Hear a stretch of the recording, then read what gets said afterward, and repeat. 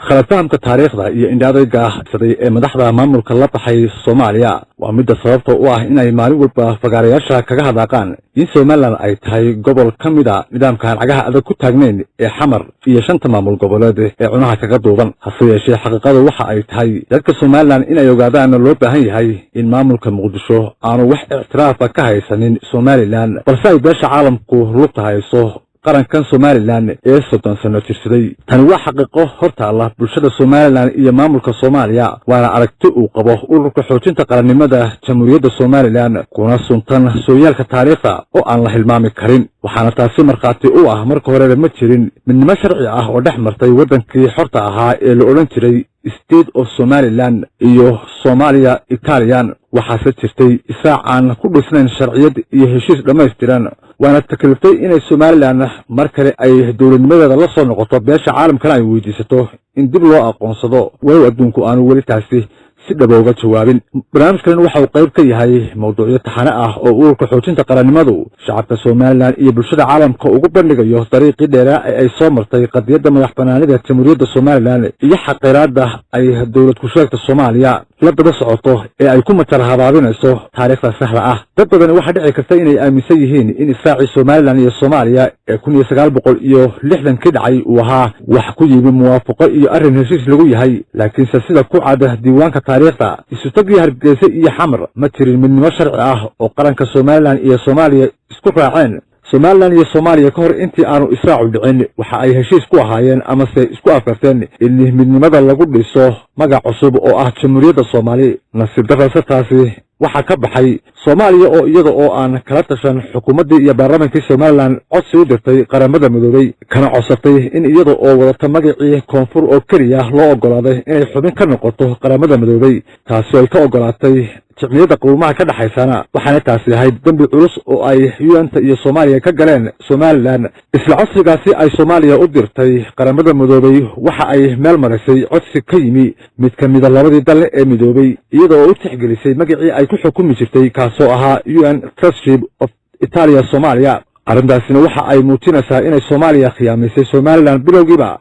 kana baxday wixii ay isku ogaayeen hogaamiyaashii labada dhinac markii ay maanka ku hayeen hindisaha midnimo dhex marta labada dal waxaan oran karnaa 1960 ayay Soomaaliya iyadoo oo aan midnimada dhicin ama se aan la lisin ka goosatay Somaliland qodobka kale isaguna meesha ku jira ayaa ah markii ay dhacday dawladda Jamhuuriyadda Soomaaliya ee ku unkatay isaaci labada dal marrabaadkii maamulkii ugu horeeyay ee Soomaaliya laga yegleeray ama egas koonfur wuxuu noqday mid lagu dhisay magacii ay كودي جولاي 1960 كهر لأوران jiray Soomaaliya iyadoo oo aan laga tashan Somaliland waxaana taasi cadeynaysaa qalad ay mar kale galeen dadkii ka arriminayay halkaasi shacabka Somaliland markii ay midnimada Soomaaliya raadinayeen sibadii haysay dadkeed waxa ay ka tanaasuleen wax badan oo xaq u lahaayeen waxaana kamid ahaa isu dheelitirka xubnihii labada baarlamaan oo ahayd in lagu sareeyo tirada dad ee ku nool labada gobol waxaana ahayd markii ay Soomaaliya ka dhigatay baarlamaankeeda 90 xubnood in Somaliland ka dhigato 40 xubnood laakiin taasi ma dhicin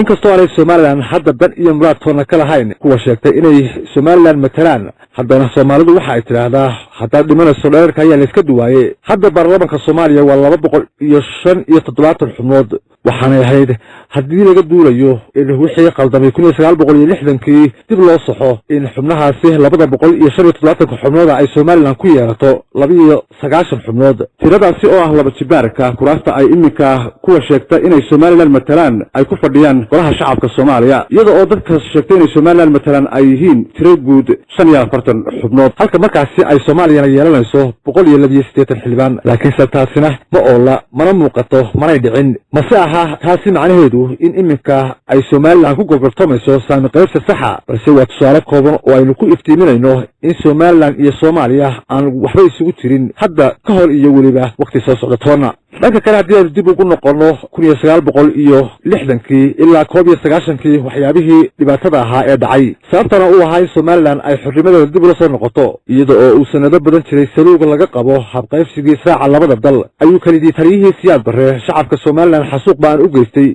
isagoo oo gebi ahaanba laalaabay rajadii laga qabay in mar uun cadaalad la helo taasoo iyaduna dabka ku sii shiday isdiidmooyinkii hore ee taagnaa sababtayna in dhiigbax iyo weliba dhaawac loo geysto shacabka gobonnimadooda ula hiloobay koonfur ee ku hongoobay waa shacabka somalilan xasuuqii loo geystay somalilan beesha caalamku ilaa iminka waxba kama qaban kuwii geystayna waxa ay madax ka yihiin ismaamulka villa wardhiigley ee fadhiya muqdisho beesha caalamkuna masuurufto ama ay ilaaliso taasoo iyaduna ah fallaar kale oo ku mudan dadka somalilan marka laga hadlayo qadiyadda somalilan waxa ay la mid tahay qadiyadihii serbiya kosovo amase bosniya oo kale burburkii yugoslaviya iyo midooda sofiyeeti waxa uu sabab u noqday in ay dowlado badan oo ay serbiya ka mid tahay ka go'een kuwaasoo markii horeba ahaa waddamo xor ah madax bannaanidoodana dib u helay beesha caalamkuna ay markiiba aqoonsadeen hase yeeshee jamhuuriyaddii soomaali la odhan jiray iyadu waxa ay kaga duwan tahay labadaasi dowladood ee aynu xusnay waxa uu caalamku ugu yeedhay nidaam fashilmay sidaasi awgeed waxaynu odhan karnaa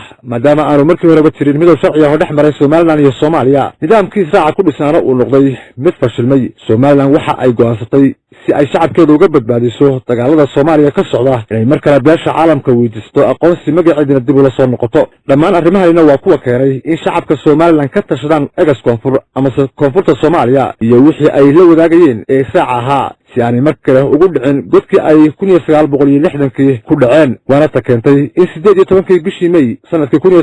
1991kii in Somaliland ay si rasmi ugu dhawaaqdo dib ula soo noqoshada xornimadeeda ugu dambeyn 3 sanadood ee Somaliland jirtay waxa ay ka soo kabatay xasuuqii shacabkeeda lagula kacay burburkii magaalooyinka dhacii cadaadiskii iyo weliba gaboodfalkii iyo cadaalad darradii ay Soomaaliya ku haysay 30 sanadood ee isaaci lagu hongoobay uu oolana geesta kale Soomaaliya 30 sanadood waxay ku jirtay dagaal iyo dawlad la'aan sidaasi darteed Somaliland waxay xaq u yeelatay in mar kale dib loo aqoonsado ama ay dawlad ku noqoto aqoonsigii ay haysatay 26 bishii Juun sanadkii 1960kii ma isa dhicintaasi nasiib darro beesha caalamkuna waxa ay suurto gelisay inay 30 sanadood u rahmanaato Somaliland wadan aan jirin oo aanay ka mid ahayn oo la yiraahdo Soomaaliya sidaasi darteed ururka xoojinta qaranimada Somaliland waxay cod dheer ku bayaaminayaa in beesha caalamku qayb ka tahay cadaalad darrada iyo caqabadaha hortaagan in Somaliland ay hesho xuquuqdeeda caalamiga ah oo ay ugu horeysay in loo aqoonsado jamhuuriyad madax bannaan oo kursi ku leh jimciyadda quruumaha ka dhaxaysa